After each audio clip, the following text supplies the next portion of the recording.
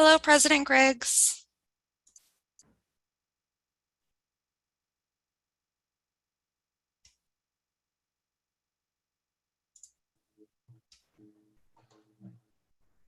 Are you there, President Griggs? Yeah. All right. I'm here. Thank you. All right. Okay. We are good to go. We're ready on everything, and we do have quorum, but we'll go through that with roll call. But just since I know you weren't here to see everyone get checked in, so. Okay, awesome. Okay, since we are live, I will open the Salem Planning Commission meeting for November 2nd, 2021. Shelby, will you please call the roll? Commissioner Augustine. Here. Commissioner Goebel. Here. Commissioner Griggs. Here. Commissioner Heller. Here. Commissioner Kopcho.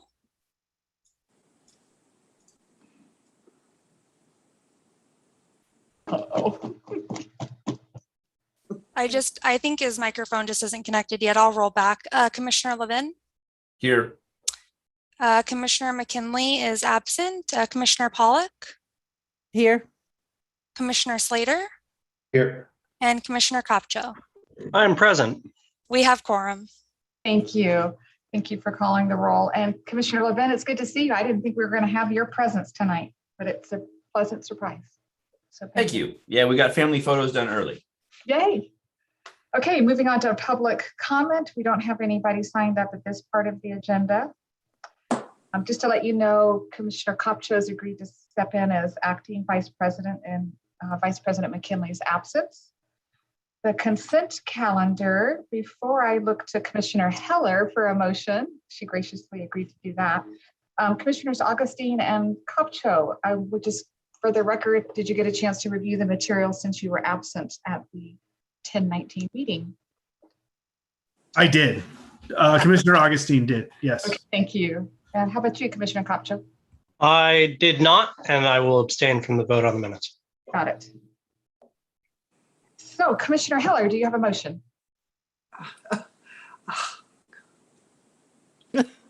Sure you do.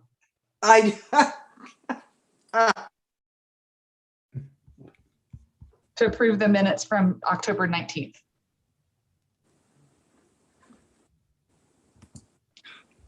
I know she was having some computer issues, so she might not know I that bet we're. Commissioner Pollock.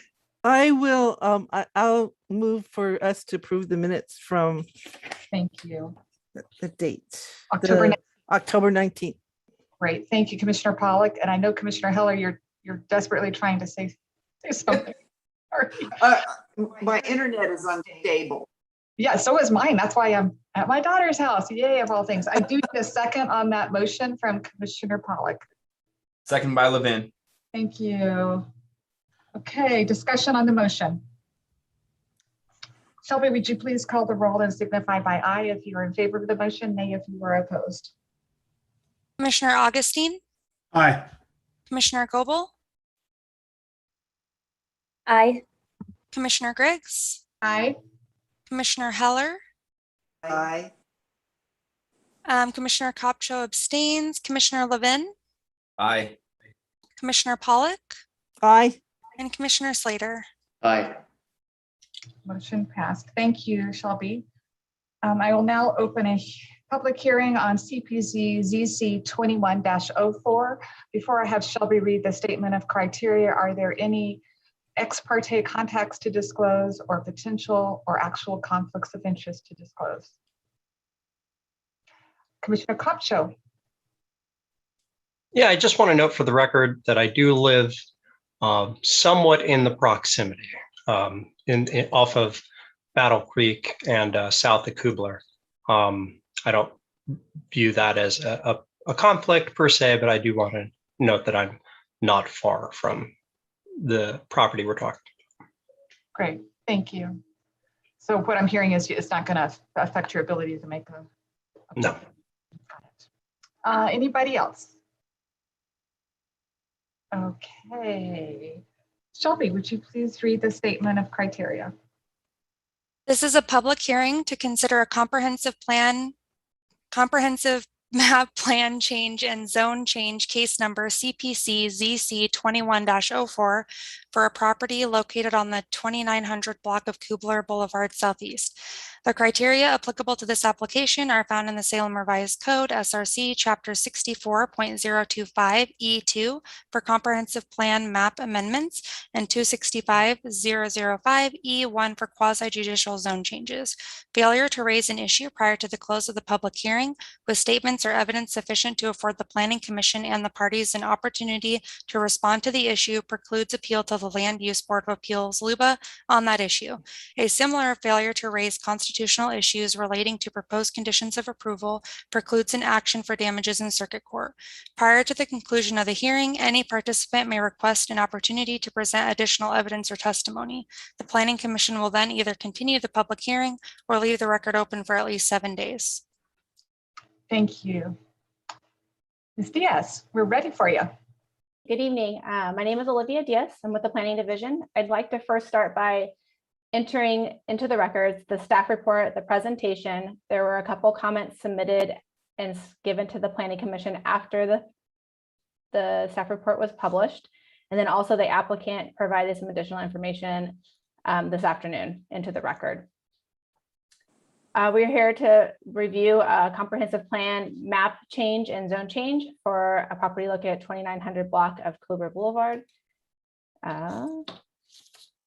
The subject property is located south of Cooler Boulevard, which is a parkway east of 27th, a collector street shown in yellow, and it borders I-5 to the west. 27th on the west, I-5 on the east.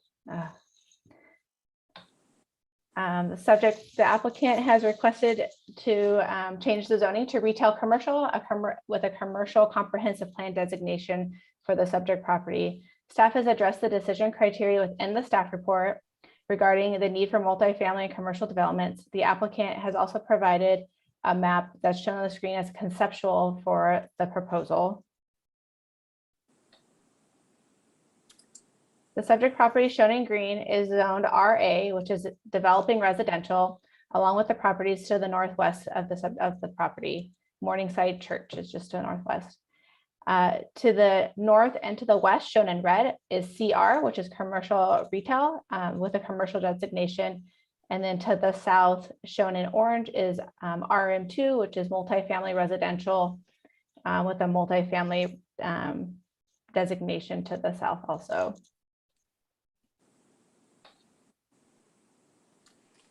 The subject property is currently vacant with the interstate to the east. Future Costco is currently under development to the west. A retirement facility has recently been completed to the south, and then vacant commercial land north directly across Cooper Boulevard.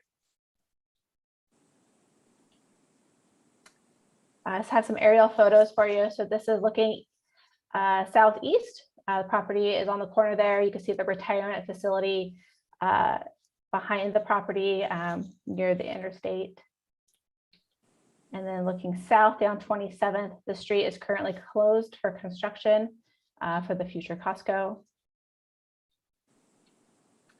And then looking, you have two photos looking west, properties on the left-hand side, and then looking east, the properties on your right-hand side of Kubler.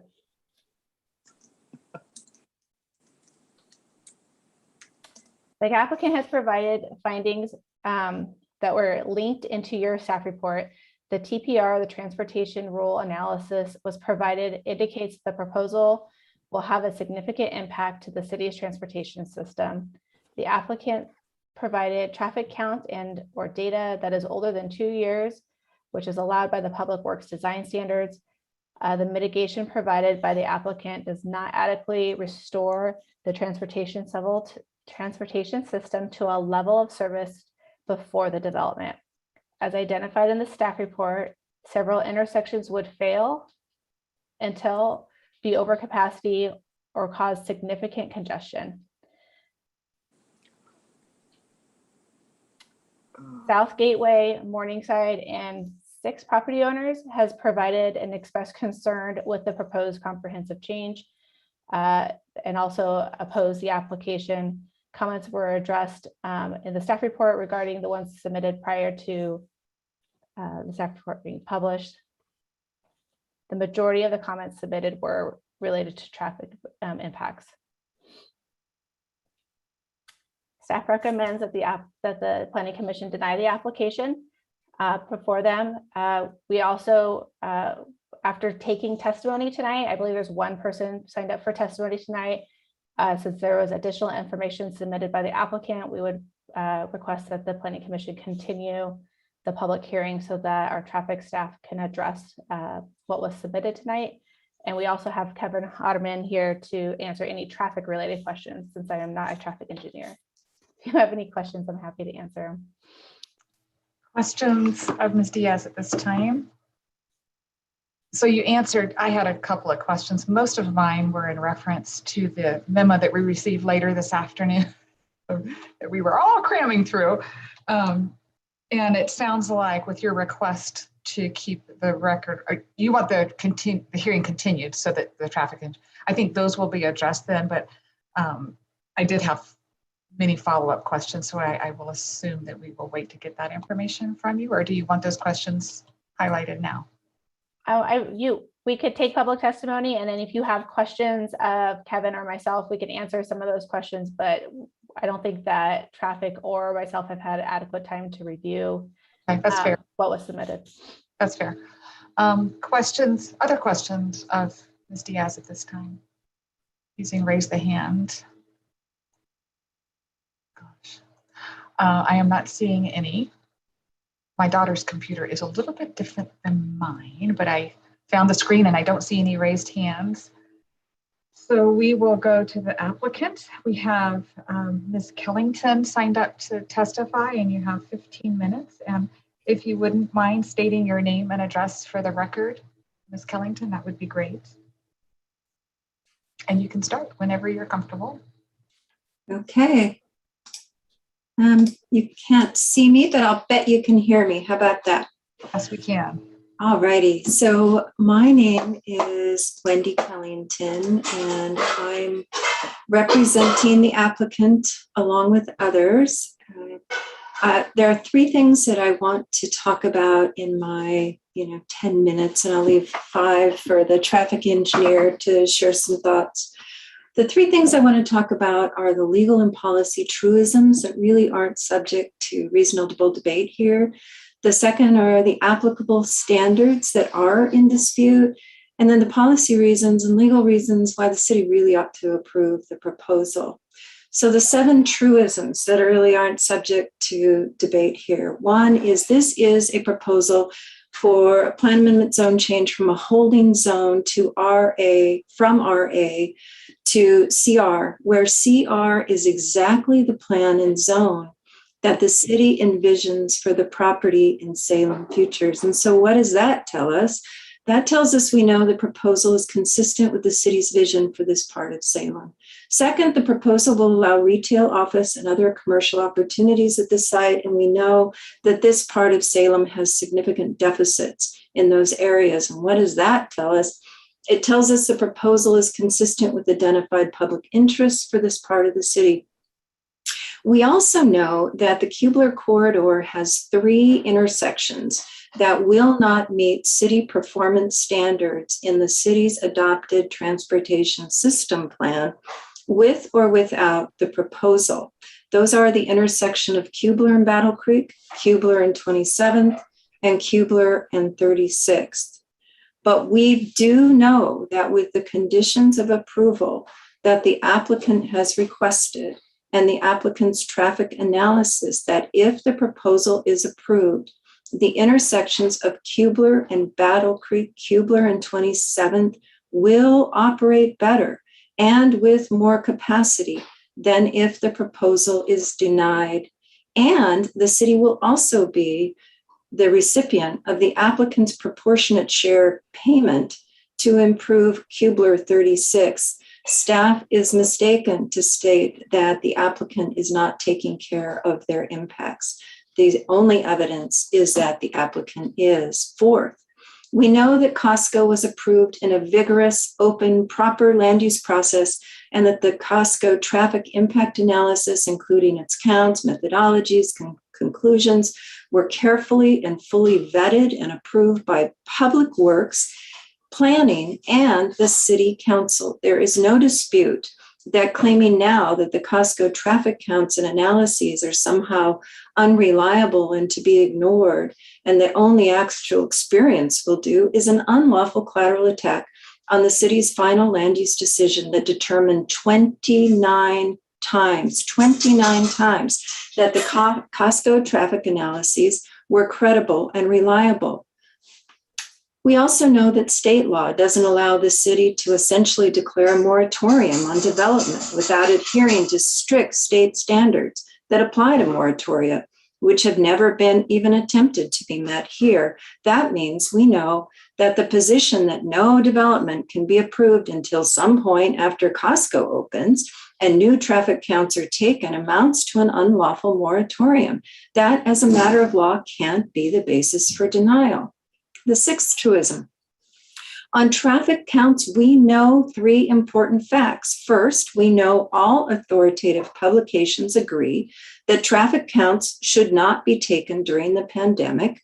We know that over pages of findings in the Costco approval decision, the City Council recognized those authorities and expressly decided that traffic behavior during the pandemic is not representative of normal conditions and rejected pandemic counts as inaccurate, unreliable, and lacking in credibility. And we know, regardless, the Public Works provisions that talk about traffic counts, they say they should be taken within 2 years of the writing of the TIA, not the submittal of the application. There can be no reasonable dispute that staff is mistaken to reject the DKS TIA on the idea that the traffic counts are more than 2 years before the application was submitted. That's not the standard. Finally, we know there's no serious dispute. The proposal meets all relevant standards, except there's a dispute about one, and the only issue is whether the proposal meets the state and city implementing transportation planning rule. Accordingly, for brevity, that's the standard we talk about. So the TPR asks if a proposal will have a significant effect on a transportation facility. And as relevant here, it says a significant effect happens if a proposal degrades the performance of an existing facility that is already failing below the performance standards in the city's TSP. And if there's a significant effect, then the TPR goes on to allow various strategies for response. And the applicant here has responded as required. So backing up to the first TPR question, what's the city's TSP performance standard? Well, it's an LOSE and a VC of 1.0. The city apparently has another in the Public Works provisions, and staff asked the traffic engineer here, DKS, to use the Public Works provisions, which have an LOSE and a lower VC of 0.90, which, as we explain in our materials, is a VC that's really supposed to apply to ODOT facilities. But anyway, DKS used what staff told him to, and notwithstanding that, the proposal meets the required standards, because it really doesn't matter a whole lot, regardless of which you use. A volume to capacity, a VC of 1.0 or 0.90, the applicant will perform improvements suggested in DKS's TIA and significantly improve the capacity of two intersections that otherwise do not meet either standard. Kubler Battle Creek and Kubler and 27th. The applicant's improvements requested as a condition of approval will add capacity that simply will not otherwise exist. And keep in mind, the applicant only adds 11% and 39% respectively of the trips to those intersections, but they're a good corporate citizen and they have stepped up. So what are your policy reasons to approve? Bluntly, the city will get what it can't get after the city finishes applying urban zoning to this and other area properties. The traffic situation will be better if the project is, or will not be better if the project is denied. It is better if the project is approved. The city Salem Futures Planning Program that's underway will entirely at the city's expense zone the subject property CR or some other urban plan and zone. But whatever the city does, the urban zoning on the property will add similar traffic trips. But in the absence of this developer-led zone change, the uses allowed outright by the zoning the city would then apply will only be subject to site review, which gives the city authority only to review and condition for impacts at the driveway in and out of the development and internal circulation. It doesn't provide an occasion to condition development with large infrastructure improvements like are possible with a plan amendment and zone changes here. So the city has a choice. It can let the developer do the heavy lifting and pay for more than $3 million of improvements that have nothing to do with the driveway access in and out or internal circulation, or let the city pay that $3 million plus to make the same improvements because they can't properly be demanded as a condition of site review. The proposal is a win-win. The city will get two intersections that would otherwise be past the 1.0 or 0.90 VC standard, regardless of whether the proposal is approved, and those improvements will be installed at private expense, and the city will also get a significant monetary payment toward making other improvements to Kubler and 36th in the amount of $118,000. So denial means the city will have to make those improvements on its own at some point at its own nickel.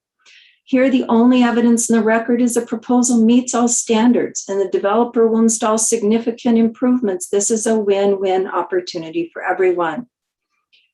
With respect to a denial that would be on the basis that the city can't get the developer to fix all of the traffic problems in the corridor that have nothing to do with the developer's making, is a kind of denial that runs afoul of the constitutional principle called out in Kuntz versus St. John's Water District by the United States Supreme Court that holds a city can't deny a development proposal because a developer is unwilling or unable to shoulder pain for unconstitutional conditions. Long and short, there's really no relevant evidence or law that would allow the city to deny, but there are so many good legal and policy reasons to approve. If you're going to have a continued hearing, we would definitely like to participate in that. And with that, unless you have questions, I plan to hand this over to DKS to do a deeper dive to show the proposal complies with transportations and why. Thank you. Thank you, Ms. Culliton. So is that Ms. Brown that's going to be talking? Yes. And Ms. Brown, if you could state your name and address for the record, and you have 5 minutes remaining on your 15-minute allotment. Great. Yes, I'm Lacey Brown, and my office is 117 Commercial Street Southeast in Salem, 97301. Thanks for having me. I am a transportation and engineer and project manager with DKS Associates here in Salem, and I led the traffic analysis for this proposal. I'd like to give just a really brief overview of kind of the process that we went through in conducting this transportation study. We did look at 9 different study intersections, predominantly along the Kubler Boulevard corridor, as well as along Boone Road and 27th Avenue. In our analysis, we accounted for substantial background growth from other developments, including the Costco development, as well as the proposed subdivision off of Battle Creek Road. And in addition to specific developments, we also accounted for growth just in the local and regional area. So the way that we approach this is standard for TPR analysis. We looked at a future horizon year consistent with the TSP, which is 2035, and we looked at the worst case development scenario under the current zoning as residential, and the worst case zoning or worst case development scenario under the proposed zoning of commercial. And the net difference between those two is what needs to be mitigated to meet TPR requirements. So I want to highlight 3 key points from our transportation study and supplemental information that we've provided. ODOT Region 2 Traffic has reviewed and approved our TPR analysis, including all of our findings, recommendations, and our proportionate share analysis. ODOT does not desire mitigation at the Kubler and I-5 southbound ramp terminal, and mitigation is also not required because the volume to capacity increase at that location is within the margin of error that is acceptable by ODOT for future year analysis. And that was stated in the letter that they provided that is also in the record. The second key point is that all components of the study that we conducted were completed following best practices. Cities and counties across the state, as well as ODOT, recommend using pre-pandemic traffic volumes whenever possible. Collecting data during the pandemic is considered a last resort when no other data is available. This is an excerpt from the ODOT Analysis and Procedures Manual, which states that caution should be exercised in taking new traffic counts during a disruptive event such as the pandemic. New traffic counts should only be taken during disruptive events when it's determined that the data already available is not sufficient for decision making. And for that reason, taking traffic counts within the last 2 years during the pandemic would not have been appropriate, and using the data that we did made use of the best available information and gave us the most accurate and conservative estimate of our impacts. The last key point is that the improvements the applicant has agreed to are above and beyond their proportionate share. These improvements will result in a transportation system that holistically operates as well as or better than it would if the property was developed under its current zoning as residential. The last slide here is just a summary. The applicant has agreed to implement the following mitigations: building the full mitigation at Cooper Boulevard and Battle Creek Road, which is to install a second southbound left turn lane; building the full improvement at Cooper Boulevard and 27th Avenue to install dual northbound right turn lanes and dual northbound left turn lanes, as well as update the signal, traffic signal accordingly. Of course, building their full improvement at their site access would be, which includes adding a westbound right turn lane to the roundabout. And they're also offering to provide a cash contribution that equals their proportionate share of adding the westbound right turn lane at Cooper Boulevard and 36th Avenue. And when you add all of that up, you get a total of just over $3.6 million, which is substantially more, and actually more than double, the applicant's proportionate share responsibility, which is $1.75 million. And with that, I will open it up for questions. Great. So from the commissioners, do we have questions for either Mrs. Culliton or Ms. Brown? Raising your hand in the screen. Guys, a few more minutes. You're an awfully quiet bunch tonight. Okay, thank you, Ms. Brown. Thank you, Ms. Culliton. We have one individual signed up from the Neighborhood Association to testify, Mr. Bailey. And if you would mind, please stating your name and address for the record. And you have 5 minutes, 10 minutes, 10. Sure. My name's Glenn Bailey. I live at 1378 Spyglass Court in Southeast Salem, of course. I'm the chair of the South Gateway Neighborhood Association.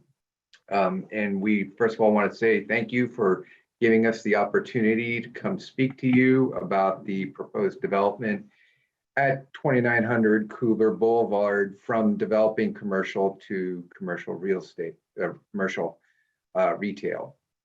The South Gateway Neighborhood Association heard from the developer, and we appreciate, the developer came to us, proposed their project, including the proposed development concept.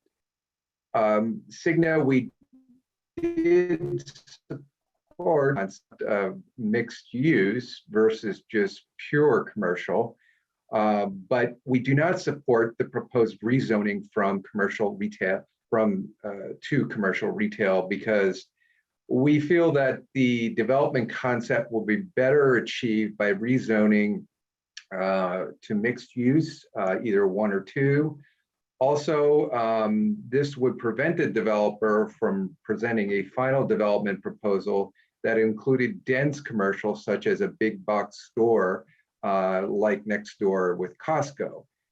Cigna is keenly aware of the need to ensure that written guardrails are included in all rezoning proposals to prevent situations like Pack Trust and Costco, where the developer promises a concept and then deviates from those promises. The other thing too is we had concerns, even though this is not as really densely traffic heavy as Costco, that this would add to more traffic. And with the Costco being built next door, that this heavy traffic impact would really negatively impact the transportation system as well as the neighborhood. For these reasons, Cigna asked the Planning Commission to deny the rezoning request. Thank you. Thank you, Mr. Bailey. Questions of Mr. Bailey? Mr. Bailey, I had one question. I'm assuming that the neighborhood association weighed in on their our Salem proposed zone change for that area. We have submitted our comments in regards to the survey, yeah. Any questions for Mr. Bailey? I am seeing no hands raised. Thank you for your time. And sorry you had to wait for me to start the meeting. And we don't have anybody else signed up. Olivia? I just wanted to make one clarification about some of the testimony. So our Salem is the comprehensive plan project that we're working on, not Salem Futures, which was a previous comprehensive plan. And this property is actually proposed to be CO, which is commercial office, not CR retail commercial, which they have different uses and the intensity is different for those commercial uses. Just a clarification. What are the different, I should know this, but what can you briefly tell us the differences between the CO and CR? Yeah, so CR is a higher impact commercial zone. There's definitely more uses allowed. Commercial office allows some housing, allows for more, I'm trying to think of the word, but lesser impact commercial. So more offices, more medical offices, things of that nature. The use list is a bit different. Thank you. Any questions more of staff? Thanks for that clarification, Olivia. Okay, we do have a request, Commissioner Goebel, and followed by Commissioner Pollack. Commissioner Pollack had her hand up first. Commissioner Pollack, followed by Commissioner Goebel. Oh, okay. Okay, so first let me give you a brief background on me. I have an environmental certificate for University of California at Irvine. I've taken multiple law courses in environmental. I used to be an environmental investigator, which means I've done 40 environmental investigations, including 14 Superfund sites.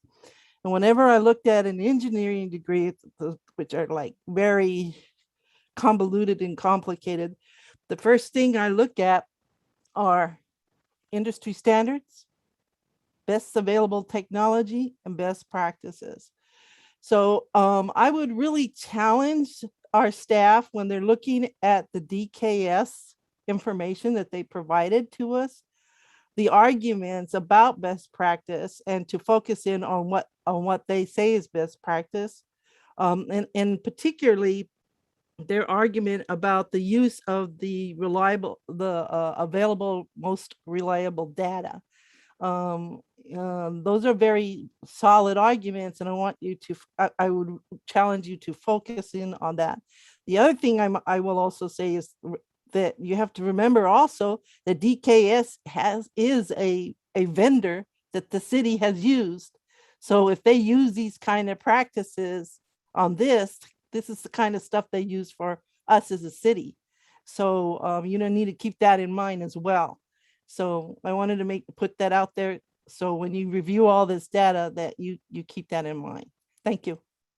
Commissioner Pollack, I thought for sure you would talk about the constitutional taking issue, but maybe you're saving that for the continued hearing. Well, the only thing I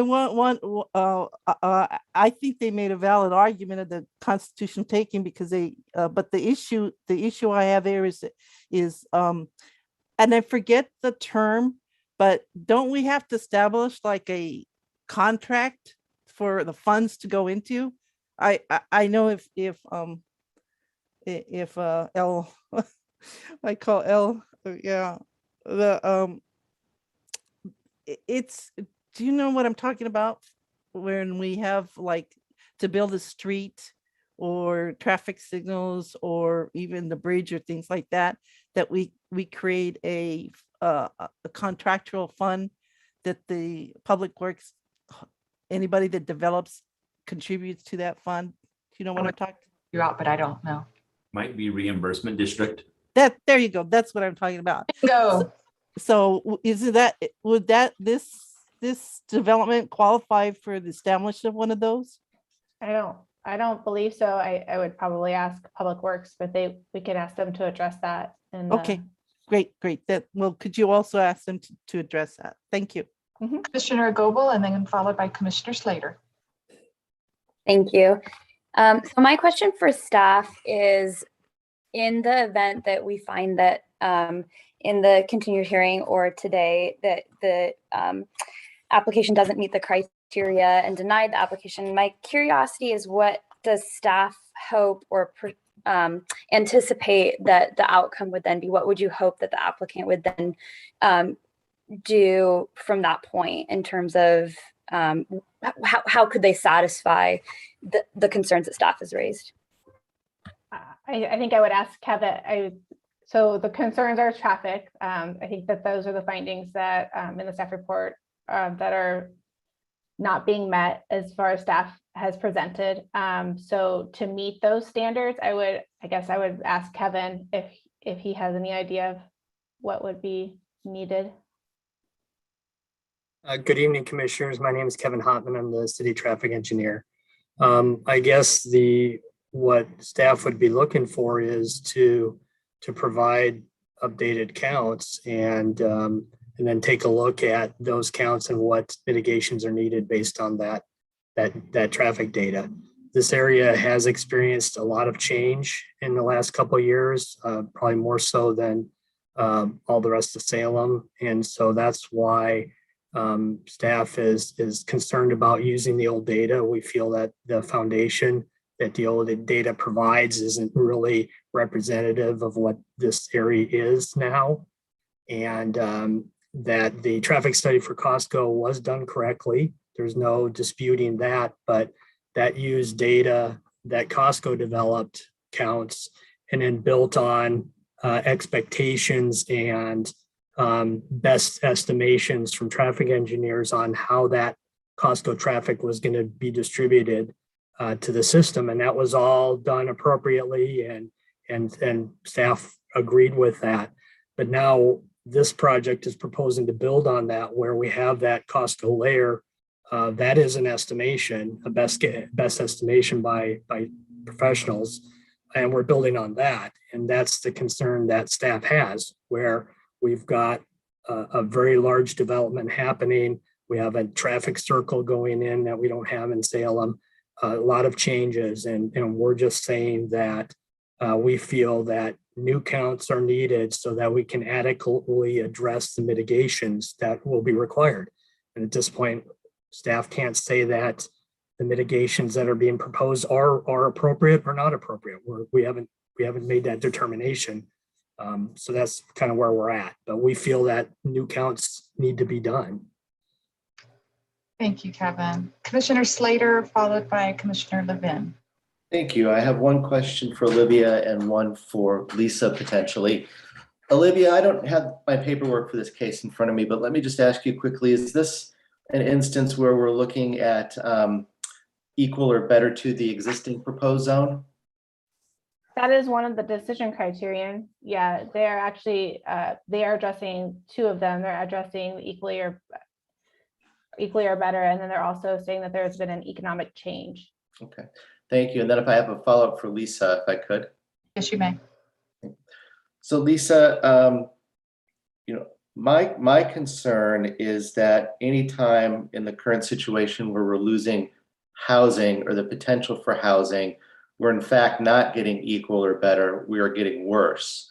And I just wanted to get your input on that. Commissioner Slater, yeah, that's an interesting question. I mean, the property is zoned RA today. Residential agriculture is very similar to single family. Single family is a permitted use basically in that zone. And our soon to be adopted housing needs analysis shows that we have excess single family land, right? And so we really have our deficit is multifamily. The CO zone, which is Olivia stated is what we're proposing for this property through our Salem, allows multifamily as a permitted use. So you can do office and you can do multifamily, you do some combination of that. The CR zone allows multifamily with a conditional use. So it's harder to do multifamily or do housing in the CR zone because it's really a retail zone. It's geared more towards straight retail and then kind of auto oriented because it allows drive-throughs, gas stations, that kind of thing. The commercial office zone doesn't. So if we're talking about multifamily, the CO zone that the city is proposing is better as far as accommodating multifamily housing than CR. It's not impossible in CR, it's just not an outright permitted use. Okay, I thank you. I may have another question, but I will wait. Okay, thank you. Commissioner Levin. Thank you. My question is for the traffic engineer. What are your comments in regards to the statement that was provided earlier regarding not using current data, quote unquote, when that is a result of, and I forget the exact terminology, but basically referring to the pandemic and current, I guess, economic activity that we have. You had referenced a couple of times the need for current data, but how do we address current data if there is a guideline that we should not be using or collecting data during something like a pandemic? And that question is for Kevin Hotman. Kevin. Mm-hmm. Hey, during the pandemic, there was studies looking at growth factors that could be used for counts. And I know ODOT was looking at that. I know we were concerned and staff was concerned about trying to do counts during the pandemic to really represent the things. But I think that, and DKS, I think agrees that there were factors kind of used to adjust for the pandemic changes to traffic. So those factors are considered best practices. So, you know, if a count was done during the pandemic, there could be a case that would be factored and that would be best practice. Here, I don't believe that these counts that are being proposed to be used were before the pandemic. I believe they're over 2 years old. So they were 2019, I think. So, you know, those were valid counts in the time, but there has been a lot of changes since then that have occurred in this area. And so that's the reason why staff is recommending new counts. I hope I answered your question. Yes, you have a follow-up. What are the substantive changes that have occurred in the area since 2019? Well, we've done a number of improvements. Costco's requirements. There's a new signal at Battle Creek and Boone. There's a new roundabout. 27th isn't open yet. It's going to open shortly. Those and Costco. So those are kind of the things that we're looking at to say this is a big deal. Costco's, you know, main front door, I guess, is the roundabout there, which is going to be the front door to this development. So there's just a lot, there's unknowns, and using data that's old is just hard for us to say we're building on a solid foundation of a traffic study. Okay, I guess I thought you said earlier that the traffic information that was provided for this development was building on the Costco study, which if that was the case, then it would be factoring in the impact from the Costco, which is the only impact, because the roundabout and the new signalized intersection ease traffic issues. So the compounding of traffic issues would be the Costco itself. So I'm struggling that approach taken by the engineer in this situation doesn't factor for that added impact of the Costco. Well, the study that the applicant is using is estimating what the Costco impacts are based on best engineering judgment. So they've taken actual traffic counts from 2019 or 18 or whenever they were taken, and they made an estimate on the amount of traffic that Costco is going to generate, and they also estimated the distribution of that traffic. So they said we're going to have this much percentage head west, this much east, and they distributed that traffic to the individual accesses for Costco. So the proposal here is to take those estimates and then estimate their traffic on top of that. What staff is asking is do the traffic counts after Costco opens, then we will know exactly the impacts of Costco on here, which is going to open at the beginning of the new year. And then they will have that solid base. They'll have actual counts that include actual Costco traffic, actual Costco distribution, and the latest regular traffic, and then build their estimate based on their projected distribution of traffic to that system. And then that's how you would determine the mitigation needed, instead of using an estimate of Costco to estimate your impacts. Did you have a follow-up, Commissioner Levin, at this time?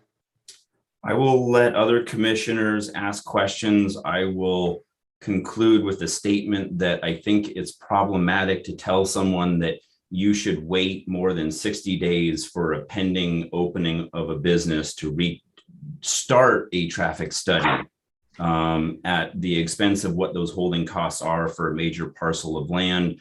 I think that's pretty cavalier of city staff to do with other people's money. And I think that was one of the issues raised in the memo this afternoon also. Commissioner Goebel, followed by Commissioner Slater.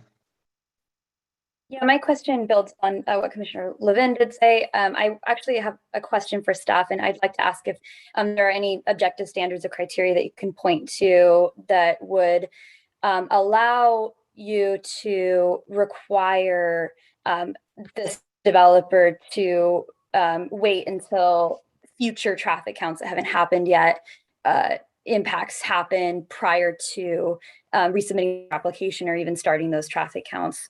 Is there any objective standards or criteria that staff can point to? Olivia? I would defer to Kevin on that. But Kevin? I'd have to get back to you on that. Again, there's a lot of changes here. So, we're concerned about having a good traffic study that we can say addresses the issues. And I think using estimations is hard for me to do that. Okay. And it sounds like you'll have some time to do that with the hearing continued. That's the request.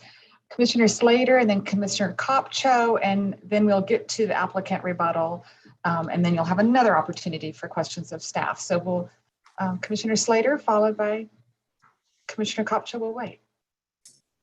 You said that we were too quiet too soon, I think. I guess I did. My bad. So my question to our traffic engineer is the current zone is residential agriculture, if I understand correctly, and it's the possible zoning is commercial office. In both those cases, the overall traffic is less than it would be in the proposed zone. Is that correct?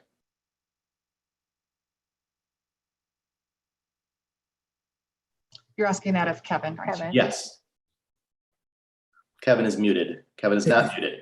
Sorry. I wasn't sure if Olivia was going to answer. The commercial retail can have a higher trip generation than commercial office. Yes, it just depends on what the developer wants to propose. And just in terms of then greenhouse gas emissions, we can assume then that if it has a higher traffic volume, then we're going to have greater greenhouse gases. Is that correct? That kind of follows traffic and greenhouse gas emissions. Yeah, I guess. All right, thank you. I'm not sure that that's a criteria we can point to, but it's a good point. Well, it's related to equal or better to, right? And how we assess what is equal and better to the current and proposed zones, I think. Other questions? We're going to move to applicant rebuttal. The applicant like to rebut all that's been talked about, and you only have 5 minutes. So I'm not sure who would like to lead that, Ms. Culliton or. So I'll start with regard to Cigna's concerns. The Costco shopping center is not an anathema. It's not an anomaly. It's an approved development that the city wants, that it approved, that it's proud of. It meets all standards. And the thing that keeps being stated that there was some bait and switch has been rejected by LUBA, by the Court of Appeals, by the City Council. Cigna was given a list of potential stores that would go into the facility when the plan amendment and zone change happened back in 2007, and Costco was on the list. So that's just offensive. And then these other statements that Kevin has made, what he's telling you is that we have a traffic study that is perfectly legitimate for the Costco's shopping center, from which its assumptions may be used and should be used and are always used in any equivalent transportation analysis for the next developer to build their development, the TIA on.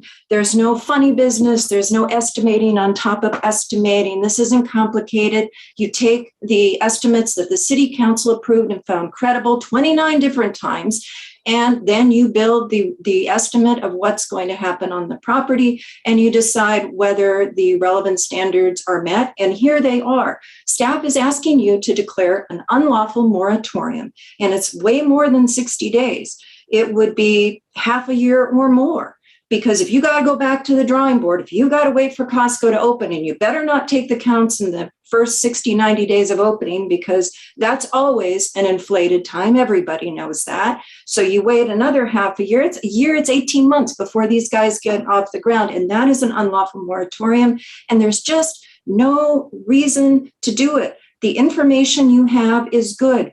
There is nothing wrong with the counts. They are within the 2-year window. Remember, the 2-year window is from the date that the TIA is established.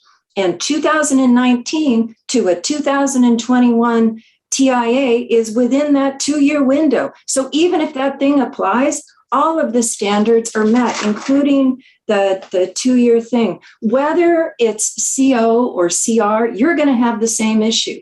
The CO zone, it allows hotels with retail and restaurants inside of them, and really, really intensive uses that have a whole bunch of traffic trips that would rival anything that could happen on the CR. The question is whether the applicant has demonstrated to you that all of the approval standards are met. And with all due respect, the applicant has done that. He's willing to be a good corporate citizen, do more than he's required to do to get to yes, he meets the standards. And with all due respect, he deserves your approval. And we'd like to participate in this continued process, and we will probably respond in writing to all of these allegations. But I think basically that's what we're going to say. Thank you. Thank you, Ms. Culliton. Any questions of the applicant? Any questions of staff? Whoa, Commissioner, I don't know who came first.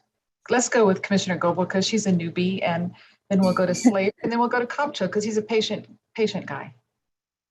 Thank you.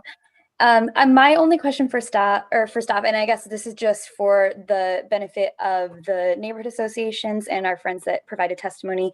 If you can maybe just do a brief synopsis of what their opportunities would be to comment and participate on the applications for actual development if this if this zone change was approved, what opportunities would they have to participate in the development portion of it?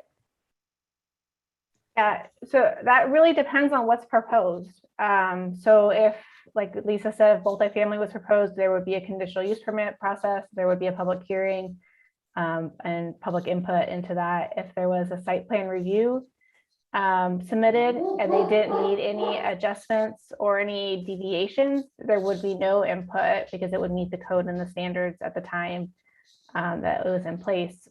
So it really just depends on what's being proposed and what the development looks like and if it's meeting the code or not meeting the code. But any deviation would go through another public process for that. I'm not sure if that answers your question, but. Did you have a follow-up, Commissioner Goebel? Was that satisfactory? Fine. No, thank you. That's satisfactory. Thank you. Commissioner Slater. Thank you. This question is for Lisa or Tom, perhaps.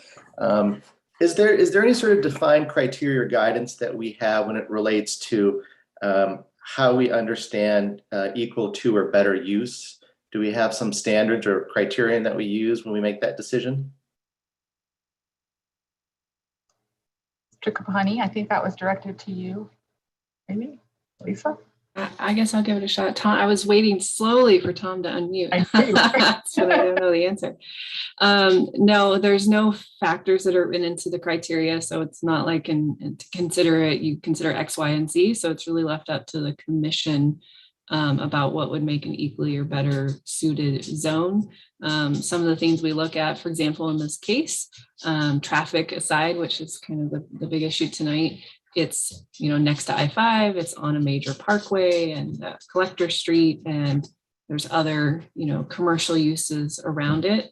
And so that's one of the things that we consider, like the location of the property, that it might be equally or better suited to a commercial use versus a single family use.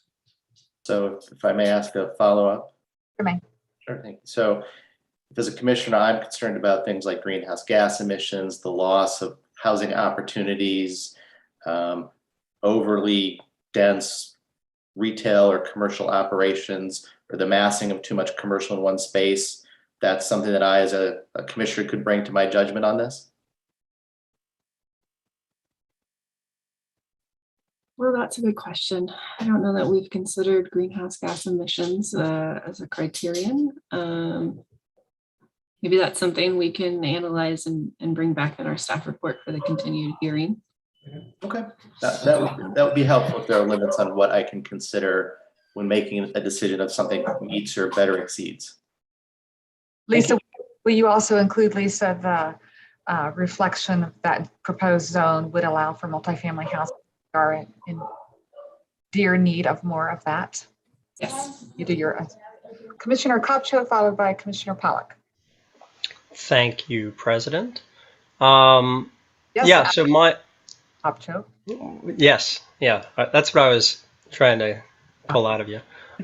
So if I may, we did hear a lot about mixed use tonight from in particular the testimony that we heard orally, but also the written testimony. A lot of folks spoke to mixed use, but it's not something we've talked about. Could you help articulate some of the uses that would be that there are plenty of commercial uses, financial, retail sales, and the like in mixed use too, in particular.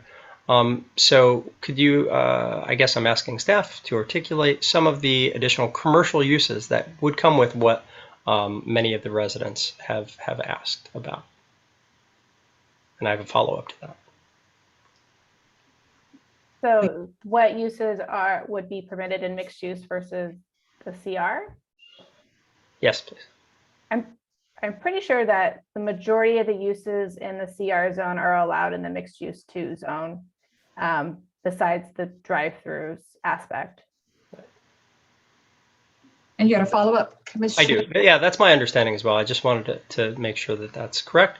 Okay. From a traffic intensity and trip generation standard, a mixed use 2 versus a CR zone, and this is a traffic engineering question.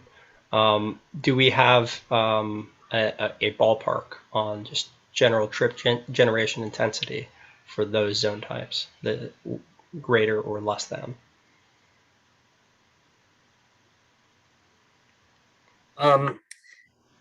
It's hard to tell you an answer because trip generation is based on square footage of the proposals. There are shopping center rates that could be used where there's a large number of different uses like a bank and restaurants and those, and we could consider shopping center. But it's hard to really say without knowing what they're being proposed or if they're looking at a couple of different development options to then compare those. But I couldn't really tell you right now. Can I, if I may? You may. Thank you. To help with a hypothetical, in a mixed use scenario where we have square footage dedicated to multifamily and square footage dedicated to retail that you would find in any common retail strip, commercial retail sales, the traffic intensity of a multifamily, let's say 12, 16 unit, however many square foot that adds up to be, is that generally lower or higher than a equivalent retail? A 16 unit apartment complex is probably going to be less generator than that equivalent square footage. The other thing about mixed use though is there's a lot of shared traffic between them. So if you have residential with retail, a lot of some of the traffic happens between them with no trips outside of the area. So it's real hard to say unless I have like a site plan and we can look at it but at this point I can't really give you a good answer. No, I know. I appreciate it. I just wanted to make sure that I had some of this stuff out for us to be able to consider out loud. So I appreciate it. Thanks, Kevin. No further questions for me for staff. Thank you, Commissioner Kopcho. Commissioner Pollack.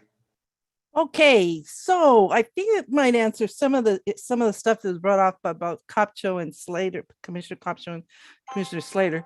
But on page 10 of the staff report, when they're talking about commercial development goals from the comprehensive plan, basically staff response is the proposed commercial designation of the subject property would allow development of mixed-use development or shopping center serving in the southeastern portion of the Marion-Polk County metropolitan area. Existing commercial concentration elsewhere in the region, such as downtown Salem, the Commercial Street Southeast Corridor, and Lancaster, are considerably distant from the existing and future development in the southeast portion of the metropolitan area. So basically, when you're looking at greenhouse gases, this would alleviate greenhouse gases because they're saying that to get these services, you're going to go travel further. So and it just says here, to finish this paragraph, transportation access to the subject property would promote use of the site within the Salem urban area as a commercial center for the underserved area inside and outside the city limits. So, this is meeting both the commercial goal. It's, and I consider it's again, where we're talking about live, work, and play where you reside. And it also says here that, again, staff states that your mixed use development, meaning they can put some residential areas in there. So we can continue all of that when we go into deliberations when we continue the hearing. I think but do you have questions of staff? Then No, I just wanted to point out that, if they're going to come up with this greenhouse gases, they've already made the statements, I think. Got it.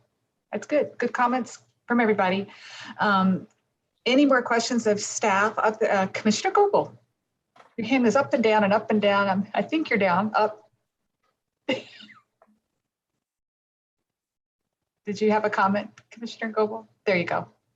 No, I don't have a comment. Okay, thank you. Okay, I don't see any other hands raised for continued questions for staff. There has been a request to continue the hearing. So Lisa, will you give me those magic dates? Do we have a date? Yeah, I think our request, instead of holding the record open, is actually to continue it so that it's easy to have the applicant testify again, right? And staff questions. So that would be at the November 16th meeting date. So we'll see all interested parties back here on November 16th. And the applicant can submit more information, and there'll be a new staff report a week in advance addressing the information the applicant's already submitted. I move to continue the hearing to November the 16th. Do I have a second on that motion? I will second, Kopcho. Thank you, Paula. Discussion on the motion? Seeing no hands raised. Shelby, would you please call the roll, signify by saying aye if you're in favor of the motion to continue the hearing to November 16th, or a nay if you are opposed. Commissioner Augustine? Aye. Commissioner Goebel? Aye. Commissioner Griggs? Aye. Commissioner Heller? Aye. Commissioner Kopcho? Aye. Commissioner Levin? Aye. Commissioner Pollock? Aye. And Commissioner Slater? Aye. And McKinley is absent. Thank you, Shelby. Motion passed. Moving on to item 6, special orders of business. We have Ms. Farrell here to talk about the Climate Action Plan update. With us. Good evening, everyone. Patricia Farrell, I'm the Climate Action Plan Manager, also the Parks and Natural Resources Planning Manager. So thank you for having me tonight to talk about the Climate Action Plan. Greenhouse gases have come up several times in the discussion tonight. So very appropriate, I think, to follow up with an update on this. I'm going to share my screen here.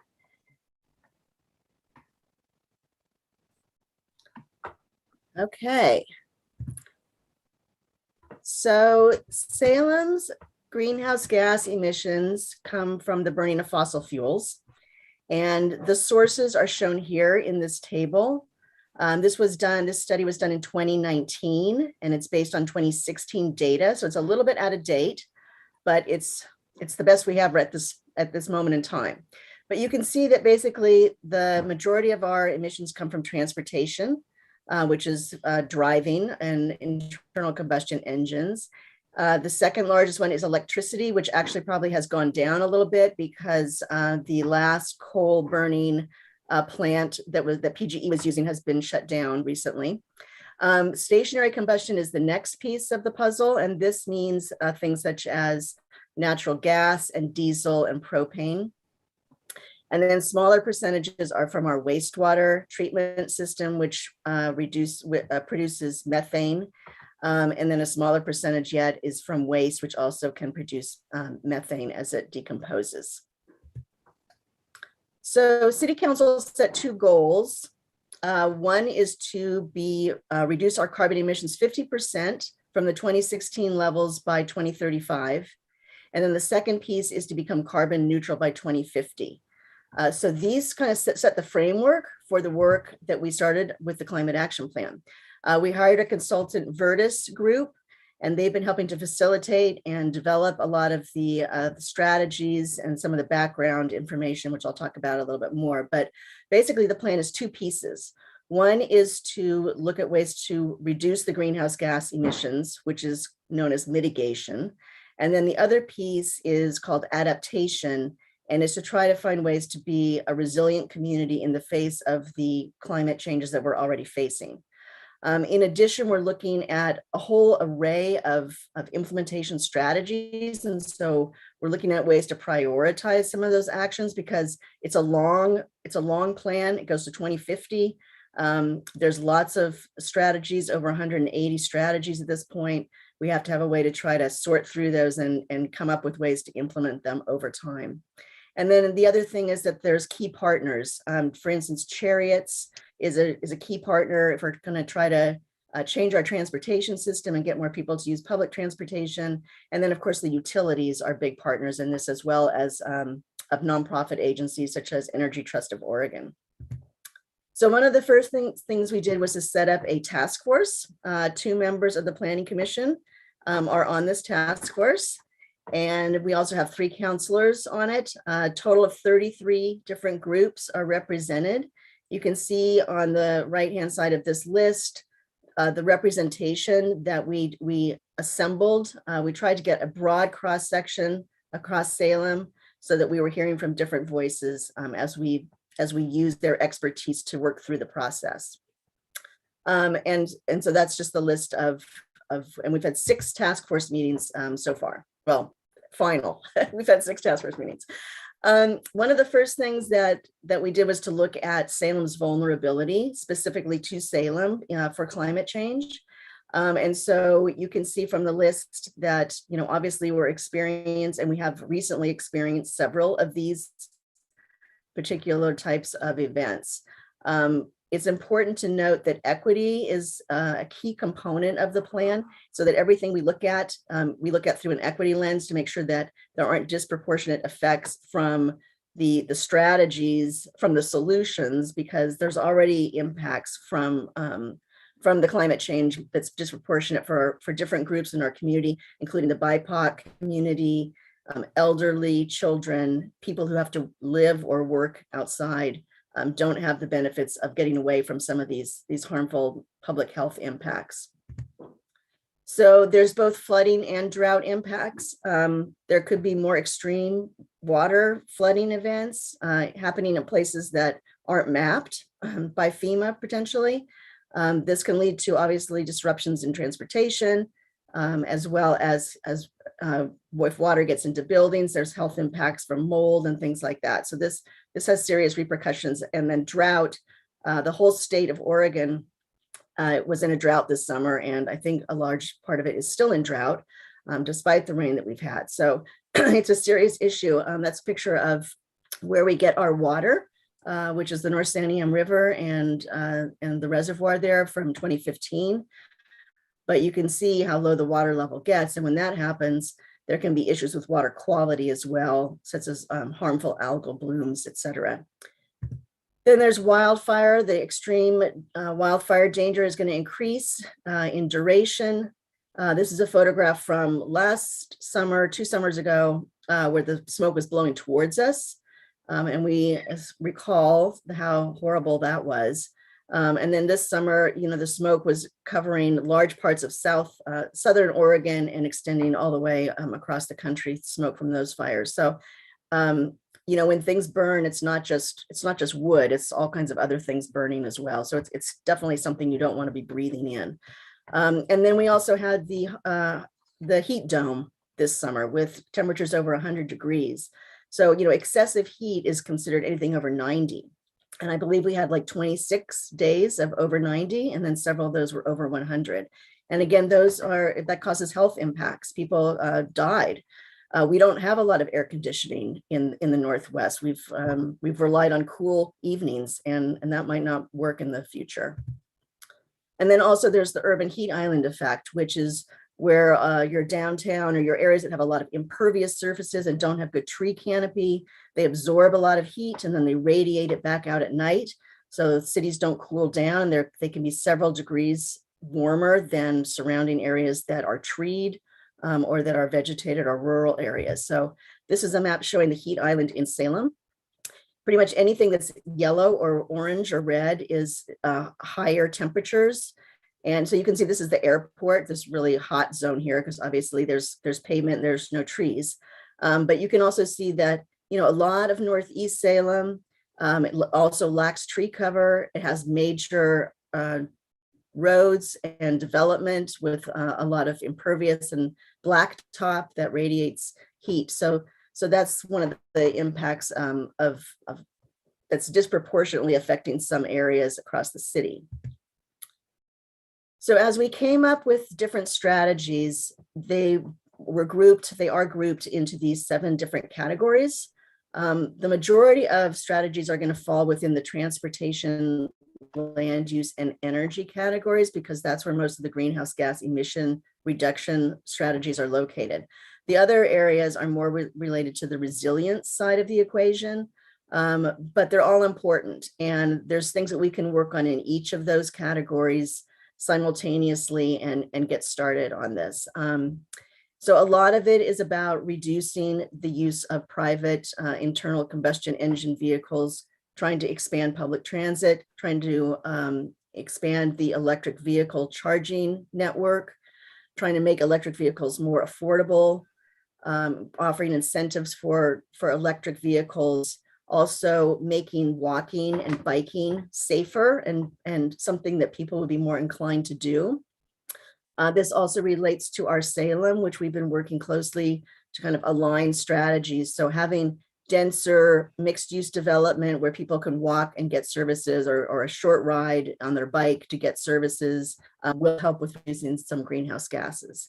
The other thing is also increasing solar access where possible. The state has been doing a lot of actions towards increasing solar affordability, and PGE is definitely working towards decarbonizing their electric grid. So there's work happening on that front. There's also things that we could do in the city as a city agency, which is to start switching over some of our fleet to electric vehicles, for instance, so that we can lead by example. And then these are just some of the other things. I won't go through them all because I know it's been a long night for you, but you can see just some of the ideas that are in the strategies. If you go to the website, which is up here in the corner of the slide, you'll find a spreadsheet that looks something like this. And so this is the energy spreadsheet. So it'll have code, it'll have the specific strategy listed, and then each strategy was assessed for what was the potential to reduce greenhouse gas emissions, roughly how much would it cost the city, who's the lead agency, and then what are the co-benefits that this might have. For instance, if you have more sidewalks and less people driving, then that would be a public benefit, a public health benefit. And then also we looked at, is this an action that we could start in 1 to 2 years, 3 to 5 years, or would it take longer than 5 years? Some of these obviously are going to take longer. You can initiate them very soon, but they might not be completed for a while, depending on the complexity, or whether they have to go through another process as far as public outreach and cost benefit analysis, for instance. So there's quite a number of strategies there. If you haven't had a chance to look at them, there's still time. And so this is the process that we've been through and where we are now. We're getting close to the grand finale, hopefully, which will be December 6th, which is the City Council presentation of the plan. We're meeting with you and a couple more boards and commissions in the next few weeks. But this is kind of shows the different workshops that we've had with the task force. Each one had a different focus, and along with each of the task force meetings, there was also a public online activity for them to get input and to see what we were working on. There was also a council work session in September. So right now the draft plan is open for public comment. You can find it here. There's a form. You can just use the form and put your comments in there, and then we're tracking all the comments. We are going to be doing one more revision of the draft plan before it goes to council, but there will not be any substantial changes. We're just going to be doing maybe some wordsmithing, clarifying some things. Some of the strategies are a little bit redundant, so we're trying to do a little bit of cleanup before the final draft goes to council. And then, as I said, December 6th is when it will go as a public hearing for approval. So with that, I'll take any questions. Okay, questions for Patricia? That was a great overview, Patricia. That was a lot of information to cover, and you condensed it really well, I think. Any questions that Patricia or Commissioner Kopcho can answer for you? I'm just kidding. Commissioner Slater. All right.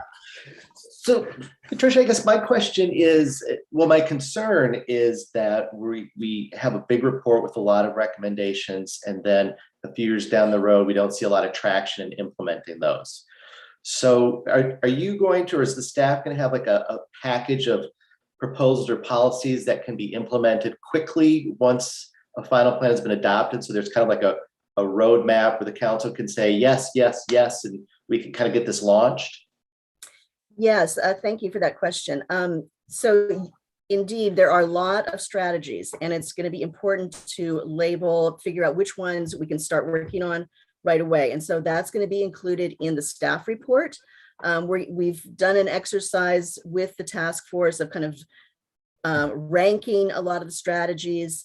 So we have that kind of method, but then we also have a lot of different strategies that either we're already working on that are going to come down from the state that we're going to need to implement, or that we know we already have to do, such as updating the transportation system plan. So we already kind of know that a lot of things are in play. So we're trying to keep a track of those and then add some new things as well to get started on. So it will be up to council to look at the budget and to look at staffing, because one of the main recommendations is to hire somebody to specifically manage this project, because otherwise, you're right, it could fall by the wayside with everybody's workloads.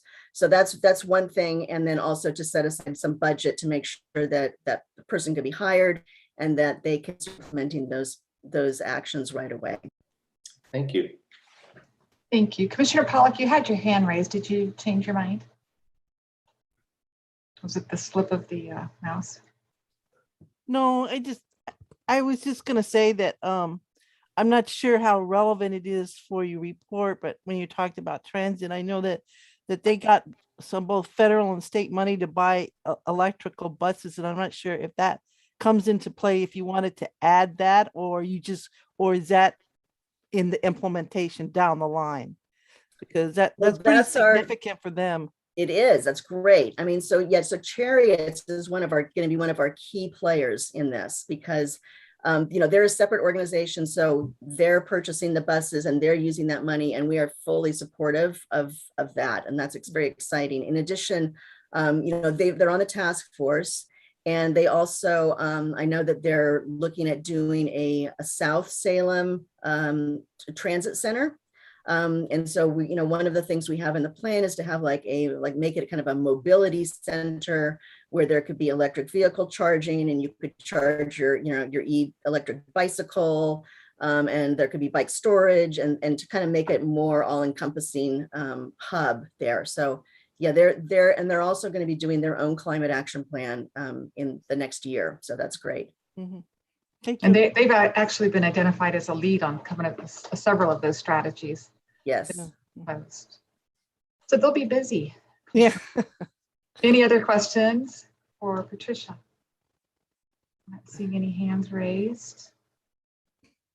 Thank you. And I will be there December 6th or virtually to talk about the position, advocating for that. Great. Yes, please. Anybody, you have till November 5th to do comments. And of course, you can do comments up until the last minute before the actual council meeting. So great. Thank you, everyone. Sorry to keep you up so late. Thank you. Okay, moving on to information reports. We do not have any public comment. We don't have any more public comments. Lisa, Planning Administrator's report. Yep, just a few items. We have Mylan coming to the next meeting, Mylan Davis, Urban Forester, to give an update on kind of city trees post ice storm. That'll be great. At Commissioner Pollack's request. Yeah, so that should be great.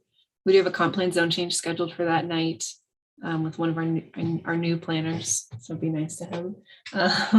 And we'll have the case from tonight continued, so maybe a busy night.